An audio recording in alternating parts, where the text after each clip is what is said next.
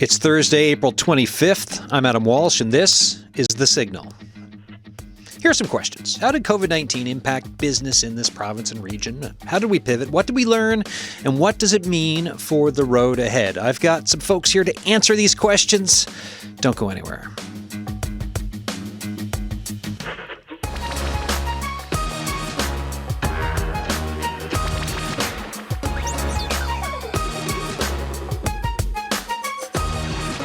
So when it comes to business conditions, labor market dynamics, workplace practices, and the performance of organizations, COVID-19 impacted everything. We started talking about Zoom or Teams meetings. Some folks embraced working remotely, others not so much.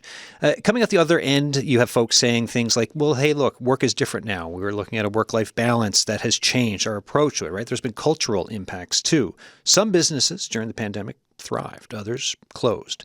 Then there's the fact that what made business sense in a time of social distancing and sticking around home perhaps doesn't make as much dollars and cents right now. So this is the flavor of today's discussion.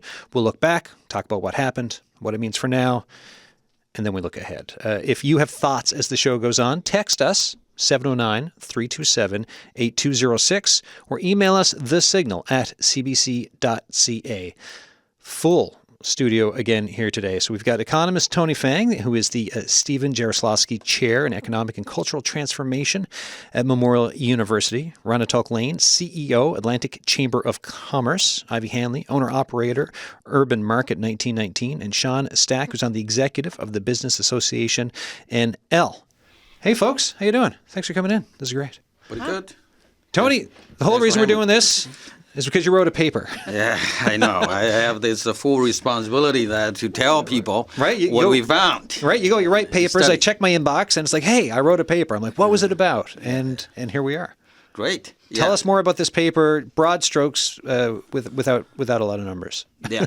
Well, just of course, during this pandemic, but also, the aftermath of the global pandemic, and we ask tough questions. How we as a community, especially the business sector, and also the government, the policymakers, responded to this unprecedented crisis, public health crisis, and how business actually changed their business operations, their workplace practices, right?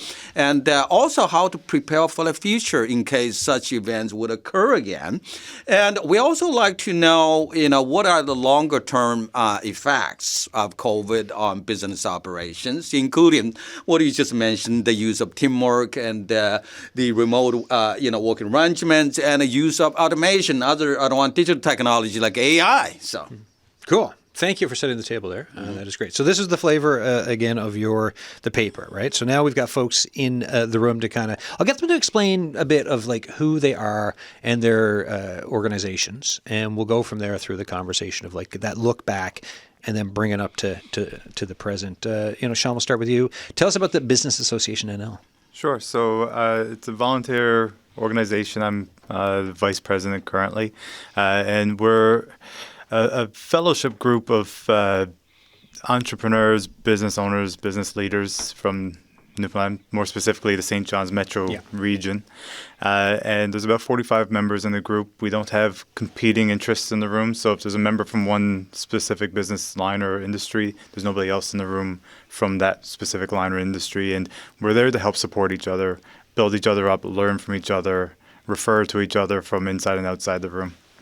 So then talking to the folks who are part of the group, how's everyone doing now when you through this COVID-19 pandemic filter, coming through it and into the business state for right now? Different people in the room had different experiences, as you alluded to in your opening. Yeah. Some people now are talking about the struggle of they were never busier than they'd been in 2021, 2022 with how frothy certain retail environments were. And now they're struggling a little bit with the idea of how do they staff appropriately as things come back to pre-pandemic levels, and buying the right amount of inventory and supplies and things. And that's an adjustment that they're now starting to face. Yeah, I mean, I think just pandemic-wise, right, the home reno industry, that was going gangbusters. Because folks are home. It's paint flying out the door for paint shops here. Right. Yeah. Now, people are still buying paint, of course, but probably not as much. Right. Outdoor stuff, anything for your backyard or for your cabin and stuff, that stuff was all flying out the door. Yeah, now people are flying on planes again, and money's going elsewhere. Ron, talk about your organization. Sure. So and congratulations, because you're new. What is it? A couple months? Is it 2-3 months? 2.5 months. 2.5 months. Yeah. All right, So I can still say very new, but settling in. It's been exciting. So the Atlantic Chamber of Commerce actually got its start back in 1896. Really? I'm 2 months old, but this organization started in 1896. So some real deep roots there. Bit of history. Bit of history. We won't go through it all today. So my job is to represent all the chambers of commerce across Atlantic Canada. So we're a little different when your listeners are saying, well, what's the Atlantic Chamber all about? Well, I have 90 members, and they're the local chamber. So my job is to serve and support them. The St. John's Board of Trade, the Gander Area Chamber of Commerce, St. Anthony Area Chamber, Placentia. We've got 20 chambers in Newfoundland and Labrador, if you didn't know.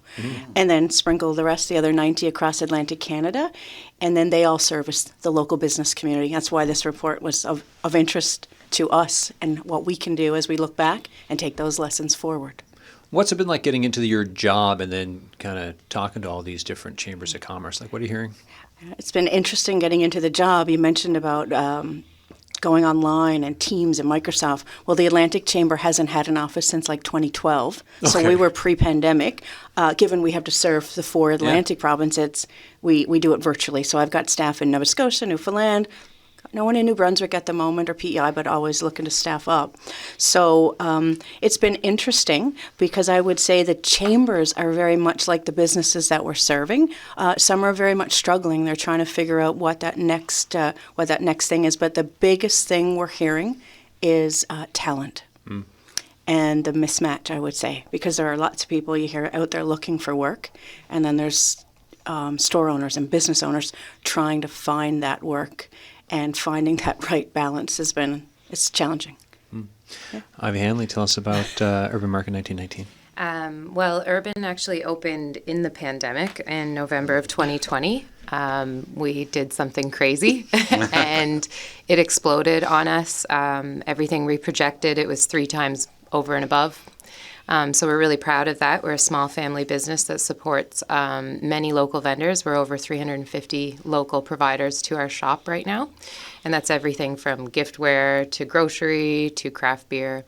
But we definitely have been on a ride with the COVID pandemic, and everything Sean and Rhonda just said is very true with, the labor shortages and things like that. But there is, it's a touchy subject when it comes to owning retail, because it's not that the people applying for the job might not be qualified. Sometimes there's other roadblocks in the way, and that's something that we've struggled with and we're working through. Okay. And bring us back then for when you did like that first day or the first weeks. So we're in a pandemic, and you're like, here we go. Yeah. This is the time, right? Yeah. Strike while the iron is hot. So, we had, my husband had an abandoned old convenience shop. It was Needs Convenience on Lamarchett Road. Yeah. I'm sure a lot of people know around the Brookfield Ice Cream Factory. And we decided, let's try opening a store so that we can revitalize this neighborhood that's kind of been, the West End of St. John's was kind of forgotten about. Yeah. There was a lot of graffiti everywhere and things like that.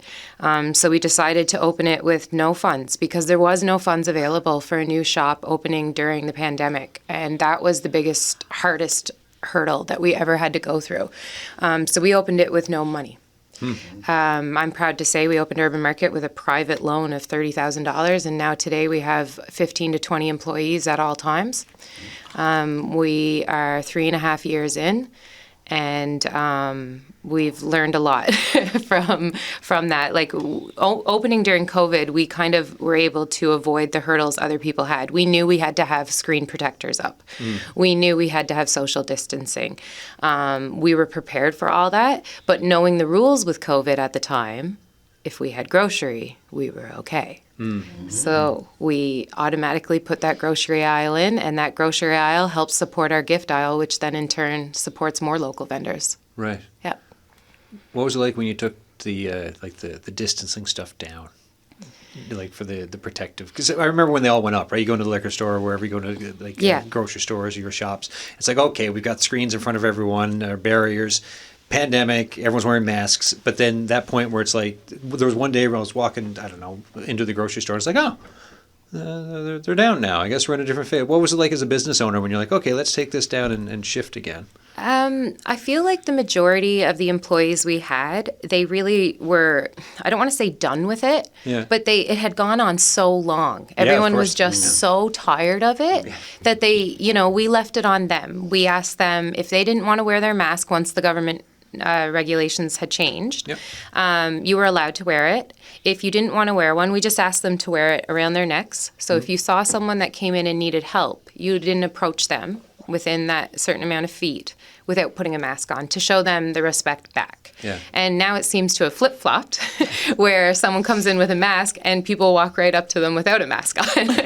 So I guess that's the way the whole pandemic has changed over the years. But starting when it was hard actually made it's easier, to continue on from there.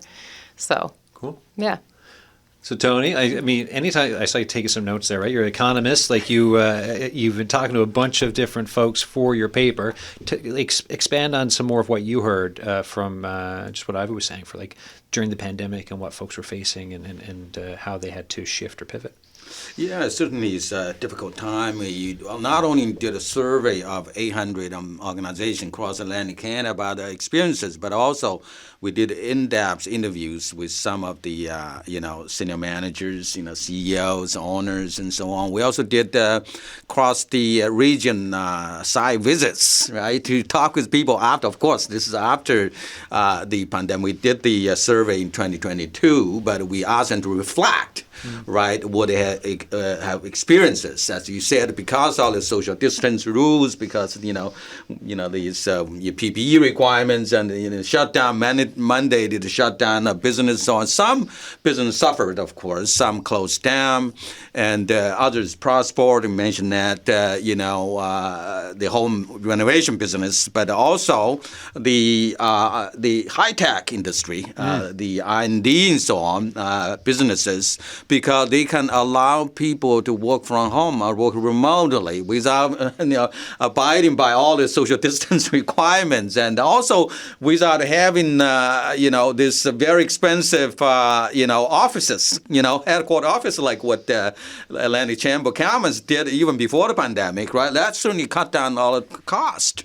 At the same time, the other side of cost be increasing, like communication, right? All those kind of, coordination, right?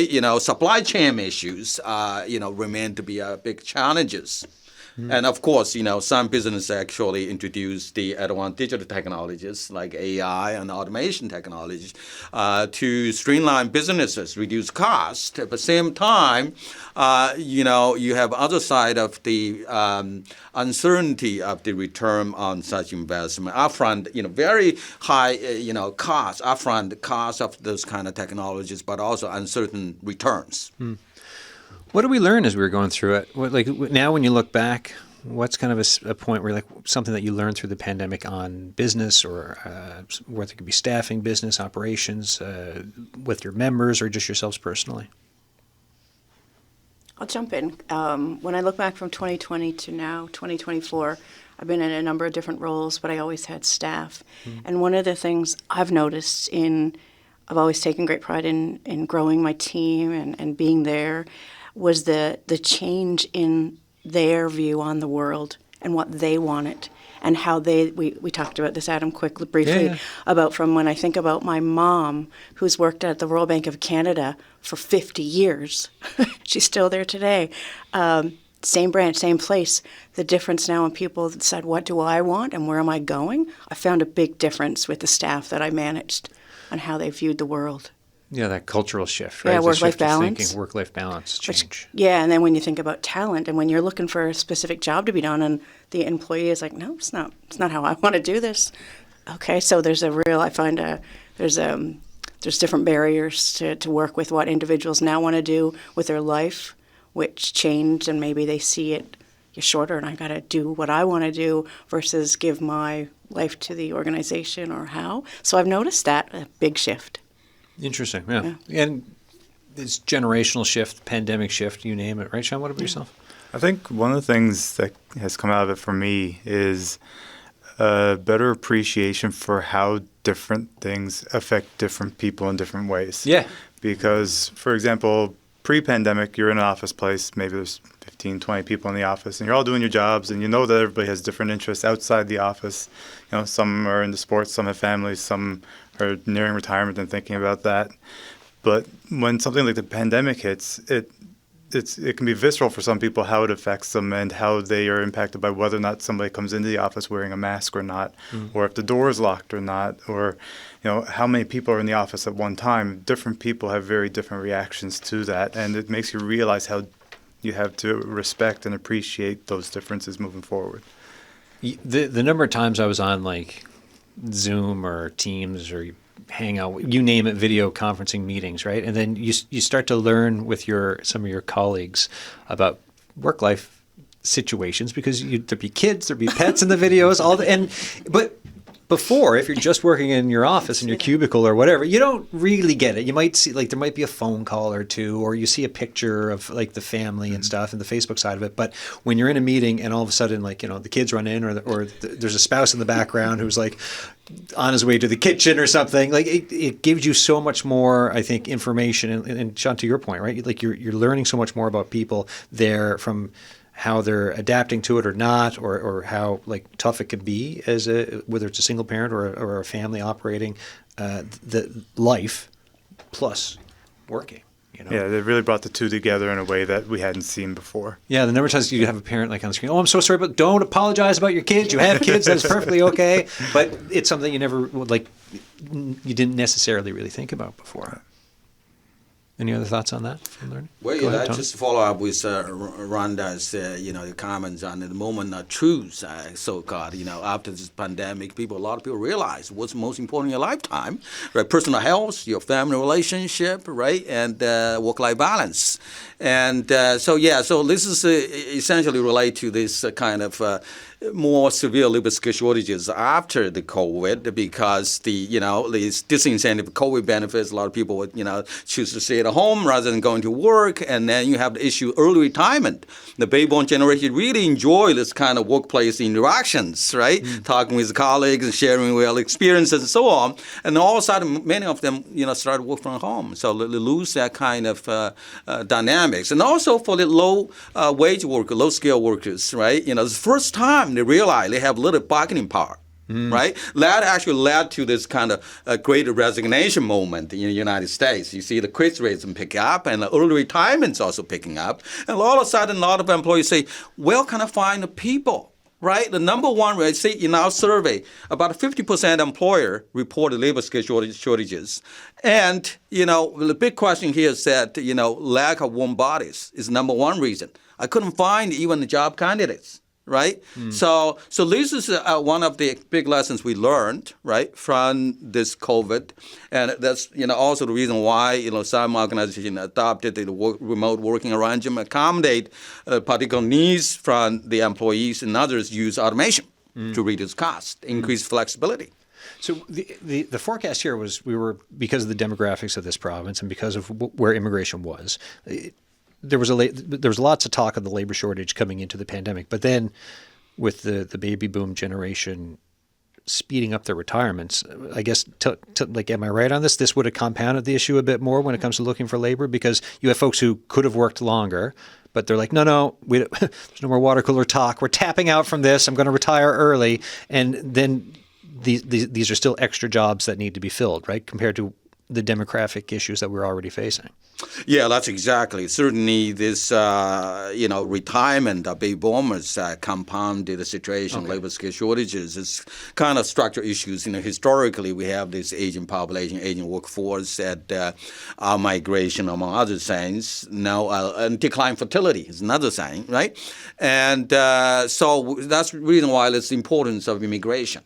Right, and however, I would say this is big issues, but this is always like a labor market puzzle here as a research in this area. Is that on one hand we have this persistent unemployment, right? Usually, employment rate in this province double digit. Yep. And on the other hand, we have this, hiring difficulties. What's the problem here, right? People couldn't find job. On the other hand, you have a lot of vacancies remain unfilled. What is the answer for that? The answer is skill mismatch, right? So in this province, also Atlantic Canada, the two occupations that reported most significant shortages, one, skilled trades, right? And 60-70% of the organization, right? If they have labor skill shortages, they would say, this is a big challenge. Another is just general labor, right? The workers without any trade certification. And to that area, said immigration international students have reduced that shortages by filling those kind of positions, part-time jobs, summer job, whatever, seasonal jobs. But the other areas more persistent is the skilled trade areas. And although I do think immigration could present a solution, potential solution, for example, construction workers, right, to support housing sector, which is factored into the federal budget, which I talked about a few days ago, right, $50 million, right, to streamline this foreign credential recognition. That's a big drag here, is that even we brought in those skilled workers, right, as nurses, doctors, engineers, construction workers, because this skill recognition, credential recognition takes so long time, right? A lot of employers say, I need workers, I need them in 2 weeks. I need them in 3 months. But the immigration recognition process may take 1 year, 2 years, right? That's a big drag in those kind of issues. As a small business owner, you've got an expanding business. Yeah. Through the pandemic, were you like, hey, work-life balance, I want to, just enjoy free time more, or did you double down on expanding your business? I wouldn't use myself as an example. I'm a little bit very driven and work. As a lot of people who follow our shop, they'll know that our family is actually fully involved in the shop as well. It's part of the growth. I mean, I grew up on a dairy farm, so I was used to working my whole childhood. So my children are kind of used to it as well. They love jumping on the cash, even though they're really young, to meet the customers, right?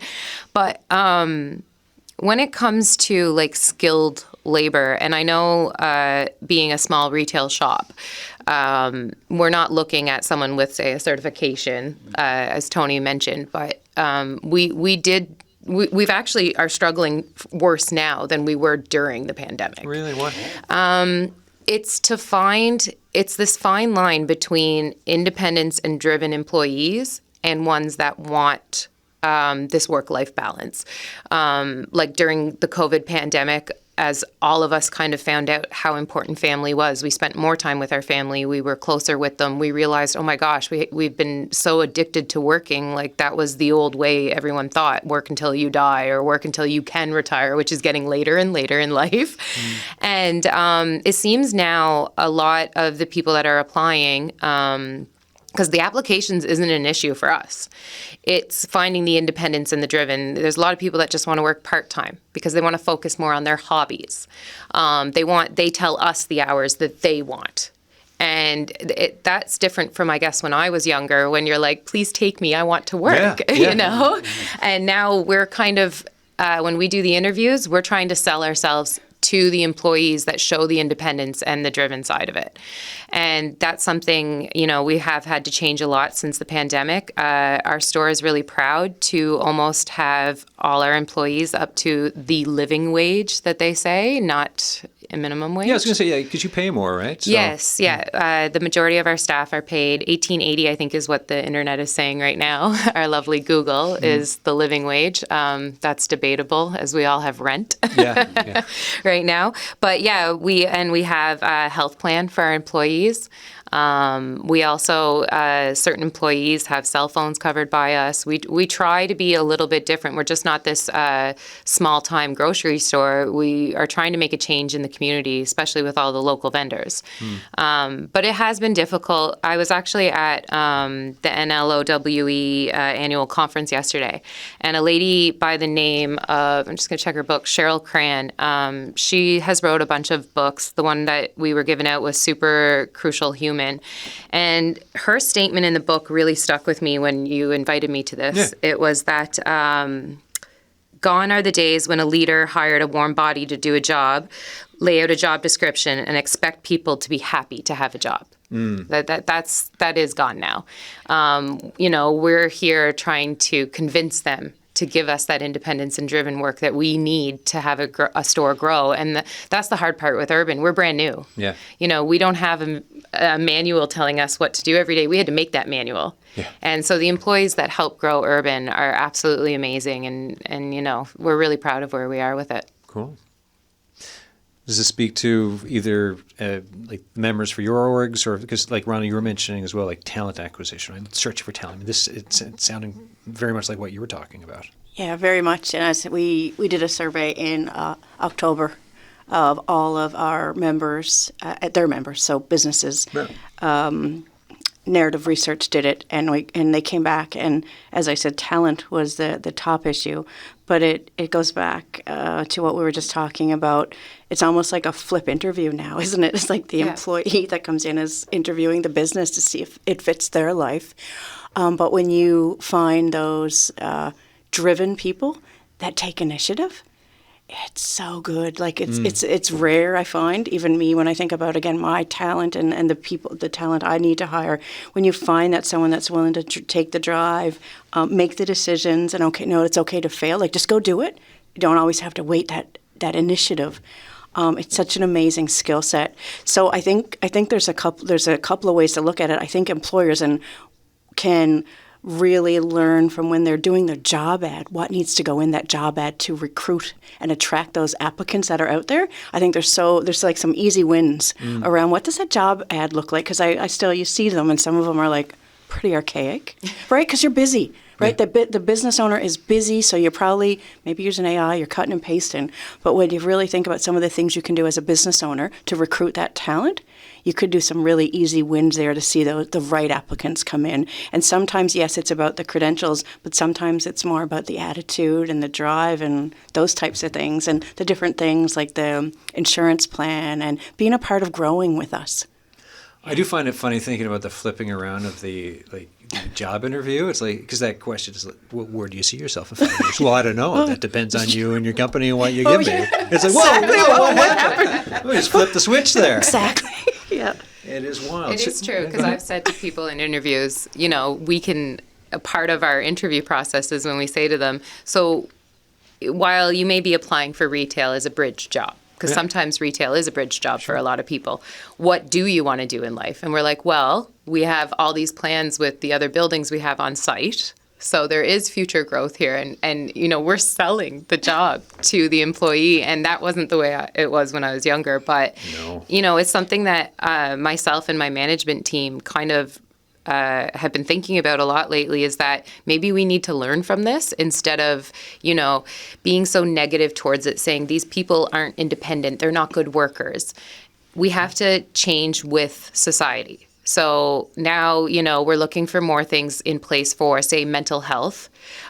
We would love more supports with that so that we're able to support those people that need it. Maybe we're working too much, which then has a negative management towards your workers. So now we're like, okay, we need to stop being so driven. Yeah. There's a middle ground that we need to reach. And right now you have the people that, I guess, followed along with the pre-pandemic lifestyle, and then the people that are the post-pandemic lifestyle clashing. Yeah. So it's a balance that we're trying to find. Well, it's interesting to say that you're trying to learn from it, right? Because if society changes and you're just mad at society, it's like standing up as the tide's coming in. You're going to get wet, right? Like that. You're going to have no employees. Yeah. You're going to have you're not going to go further. You can't do everything by yourself. No. So. Right. Then you're working way too much. Way too much. Sean, what are you hearing from folks with the Business Association? Yeah, similar things. I think the pandemic was really an accelerator. It accelerated the demographic issues that Tony was speaking of. It accelerated the issues I was speaking of in terms of the clash of work-life balance and generational issues within that. Everybody's heard the parents say that young people don't want to work anymore or these days. Well, the pandemic accelerated that and changed that mindset for a lot of people, not just the young people. Yeah. People in our organization are desperate for employees. One guy in the organization jokes that he'll get your brother-in-law off your couch. Just send him over. Send him over. Yeah, because they're just looking for anybody almost. Right? Wow. Yeah. And then, because for your regular day-to-day, right, for talking to folks looking around in and around bankruptcy, what are you hearing from people down? Like, where are we at now in this cost of living environment, high cost of living environment that we're living in? People are struggling. Yeah. Individuals are struggling. Businesses are struggling. From the business point of view, a lot of people are really saddled now with the debts that they've built up through COVID to try to survive COVID. Maybe they're delaying paying their HST, delaying paying their payroll remittances. They've got their SEBA loans and things now that have rolled over, and they've got to pay those, and it's all coming home now, hitting home now, and they've got to try to figure out how to continue to operate their business and pay these things that they've been putting off to try to survive. Wow. So with that picture, like Tony, what do you think? You have folks trying to pay off loans, paying off debts from accrued during the pandemic. We're in a time of high interest, affordability crises. What does this say for the economy and pushing ahead and trying to have economic growth and prosperity for Newfoundland and Labrador and Atlantic Canada when when we hear this is the reality? Well, yeah, a few things that I think we could do on one side is policymakers, right? Just looking at the two budgets here, and is how to kind of contain inflation. Same time, also maintain a healthy, economic growth and productivity growth. It's very important to, say, I have very driven, hardworking employees, right? And that would reduce the burden of high wages, right? That high wage could be used to support, the high cost of living. We talk about the housing, the public transportation, and so on and so forth, right? So that's essentially, I think, the ultimate solution here is that we need, appropriate investment in our critical sector. Right? We need to put investment in future skills, right? And to support productivity growth, right? To contain inflation. And we need, change our organizational culture. We just mentioned that, I know Rhonda mentioned the talent crunch, big issue, kind of legacy effect from the COVID. And Ivy, you're talking about, it's how difficult to find, kind of driven, hardworking employees with the self-initiative. Sean, you're also talking about, right, this, lingering effects of COVID and how driving the cost of living and the pressures for high wages. So I think to put these pieces together, right, what we need to do, right, is to, for example, looking for, innovative solutions. One of them is immigration. Right? If you look at the survey, 88% employees have very positive attitude towards hiring immigrants and international students. Number one reason is what? Strong work ethics, hardworking. Reliability, right? I have a student who actually served as a manager at McDonald's near campus. And during COVID, right, she had 5 employees under her supervision. And guess what? 3 local didn't show up. The 2 show up, both international students, right? The strong, you talk about that. Those, college grads maybe early on have these strong motivations and strong work ethics. They can potentially solve this kind of labor crunch and talent crunch. So something that maybe we can change our little bit kind of mindsets and how to fit, accommodate the needs of those newcomers and international students, while at the same time, addressing this issue we're talking about, labor skill shortages. You're listening to The Signal. I'm Adam Walsh. That is economist Tony Fang, the Stephen Jaroslawski Chair in Economic and Cultural Transformation at Memorial University. Also here with me in studio, we have Ivy Hanley, owner-operator, Urban Market 1919, Sean Stack on the executive of the Business Association NL, and Rhonda Talk-Lane, CEO, Atlantic Chamber of Commerce. If you have thoughts on the show as you're listening to this, right? So today's topic, we're talking about COVID-19 impacts, COVID impacts on business, in Atlantic Canada, in Newfoundland and Labrador, what it means for right now and what it means for where we are going. Text us, 709-327-8206.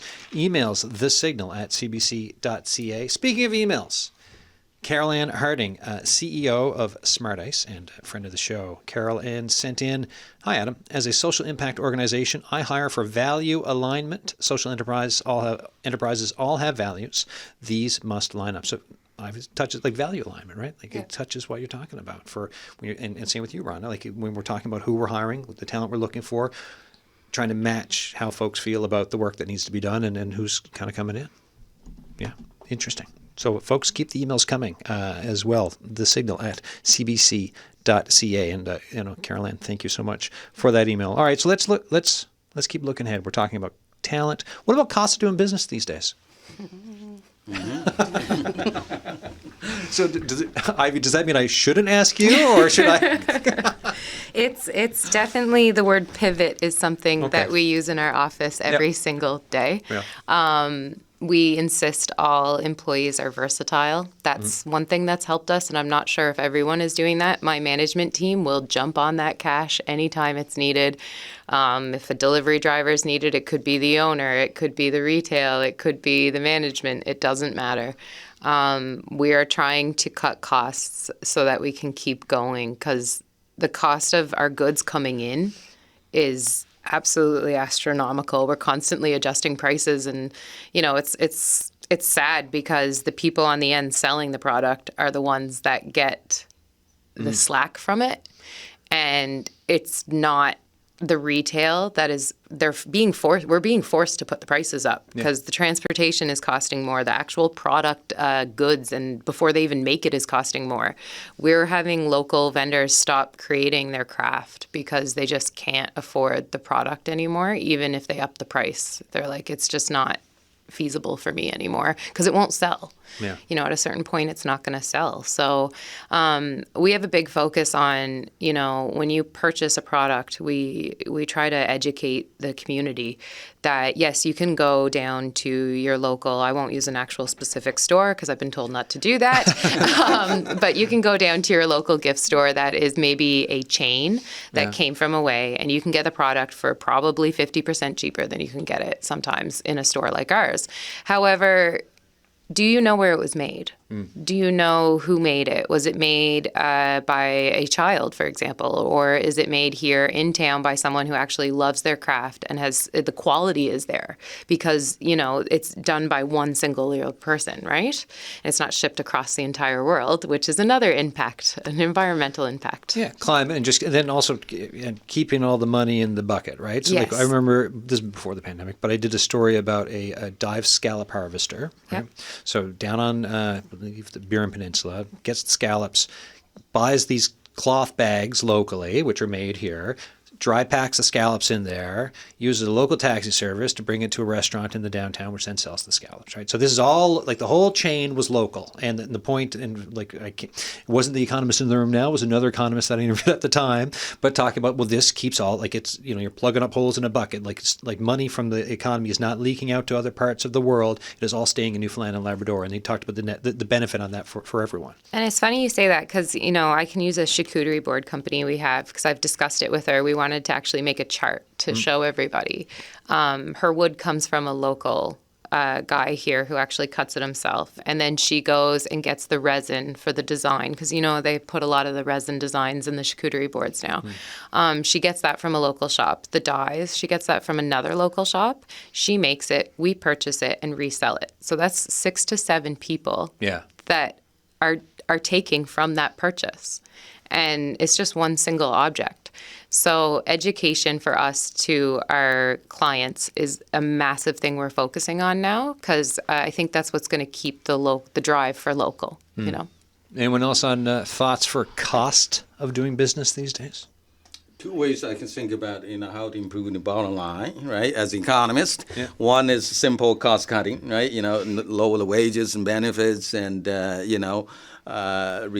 streamline the production process using automation technologies. This is one way of doing. The other is that, as Ivy mentioned, that probably I would say high route, right? To build a brand, right? Local brand, and actually increase the quality and also to kind of increase the value-added components, right? Increase productivity. I think that's the way to go. I think in Atlantic Canada, most of the business we know is small, medium-sized, and there's lack of economy skill. right? So as a result, you have to do one of the two things I just mentioned.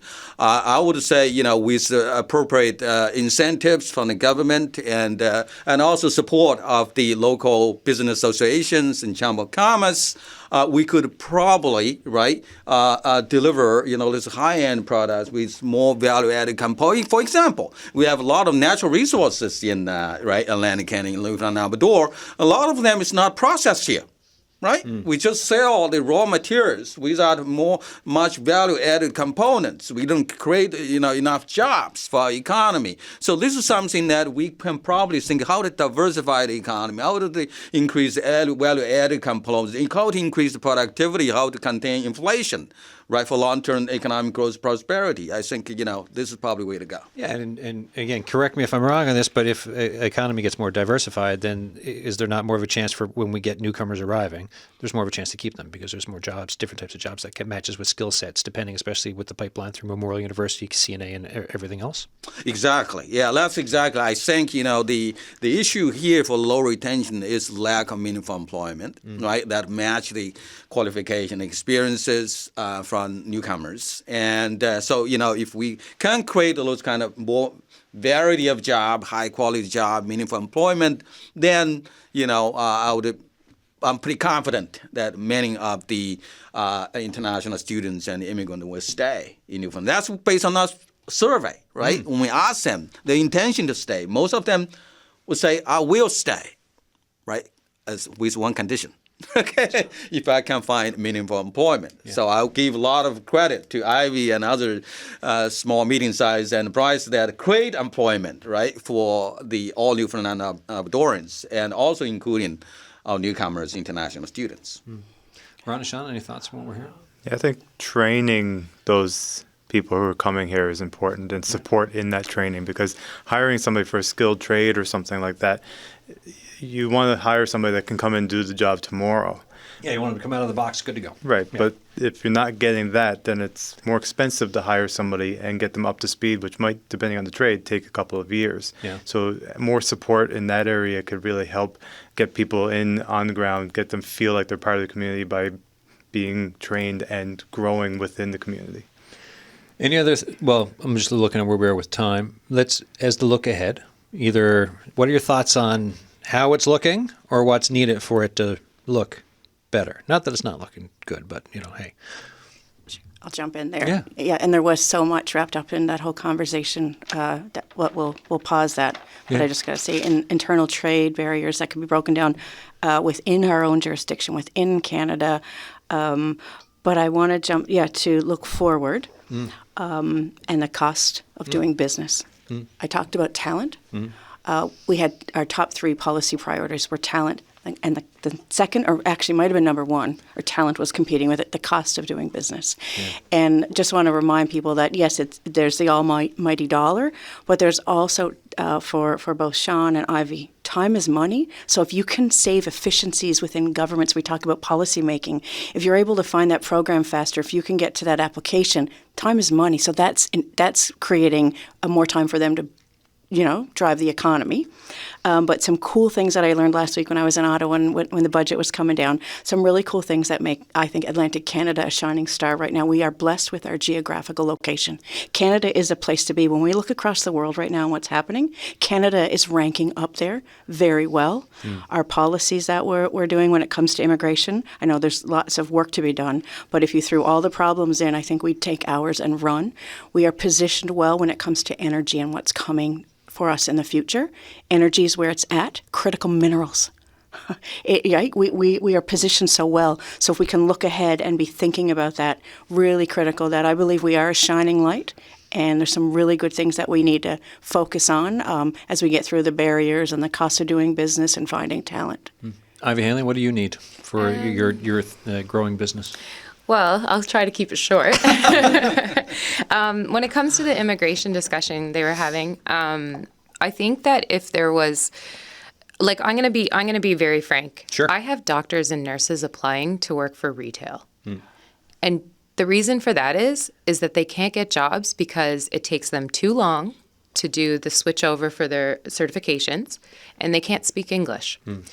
And yet, And, that's sad to me. I think that these people should have expedited services provided to them. If we're going to tell them, come here, there needs to be programs in place, and maybe there are. We've actually reached out to like the Associations for New Canadians and asked, could we get help? We have all these applicants, but they can't speak English, and we're too small of a business to support that need.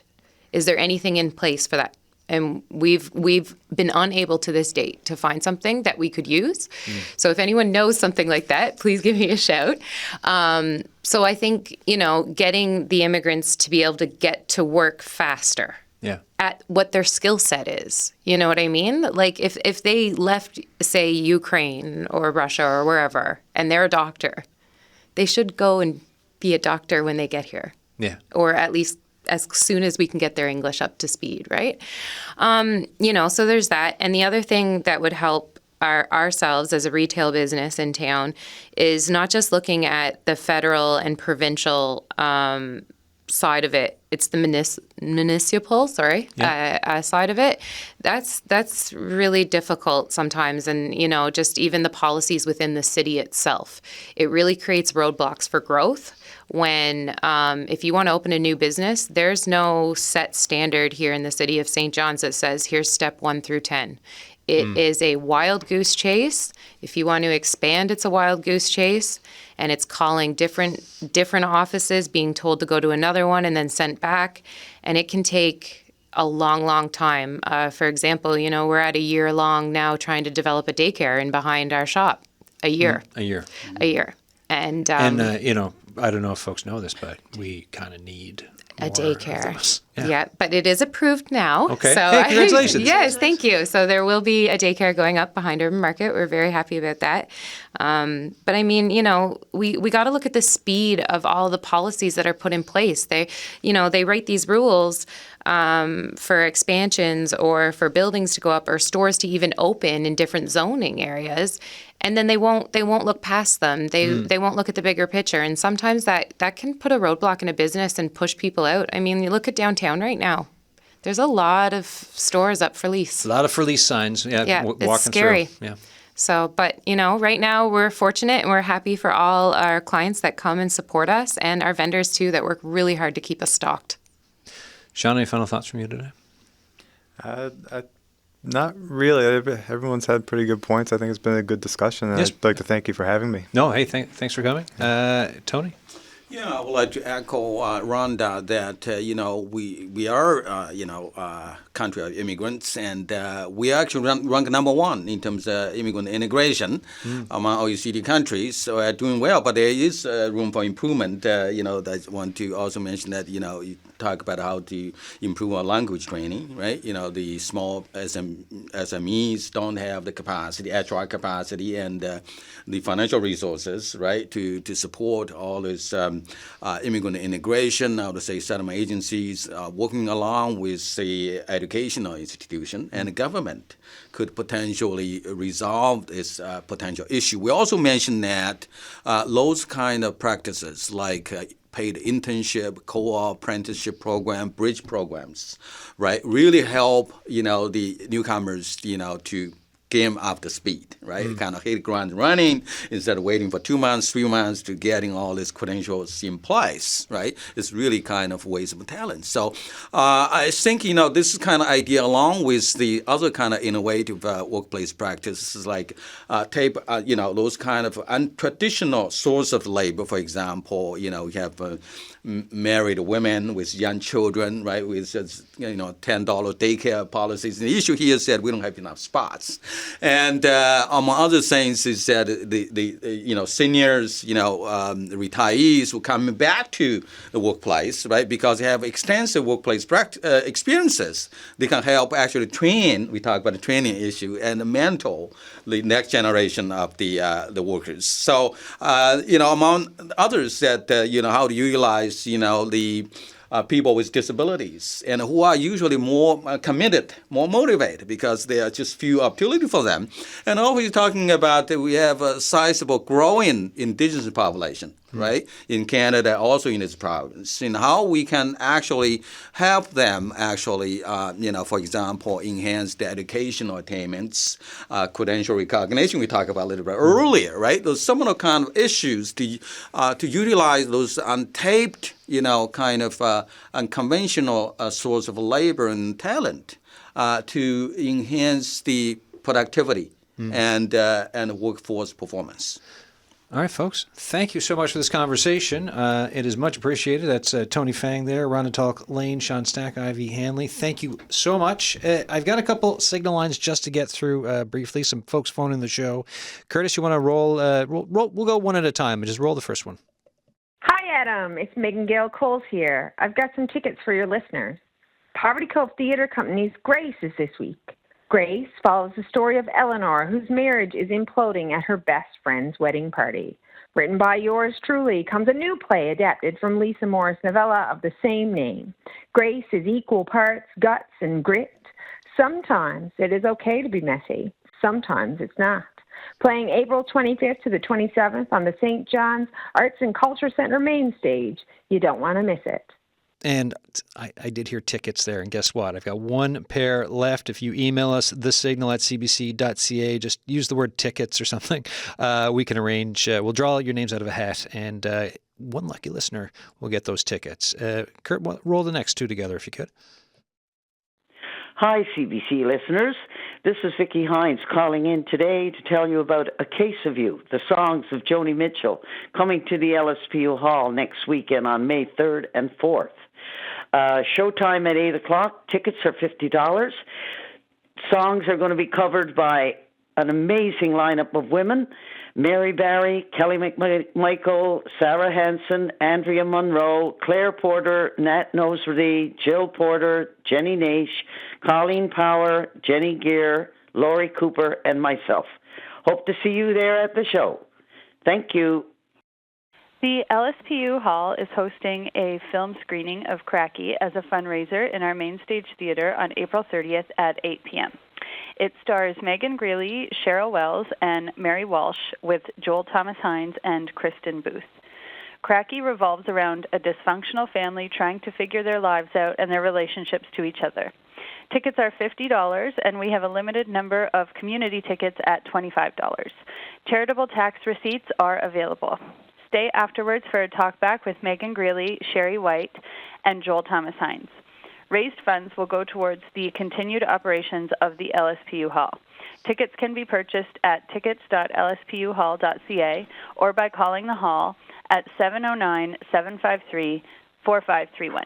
There you go, folks. Some stuff to be at. Anytime you want to call the signal line, whether it's for an announcement or just talk to us and leave a message for the show, 709-576-5260. Tomorrow we are out and about. We're visiting The Neighborhood in St. John's. It's a drop-in adult day program for seniors. You're going to find out all about it. Taking us out today, soon to be inducted into the Rock and Roll Hall of Fame with quite the crop of inductees this year. Here's A Tribe Called Quest.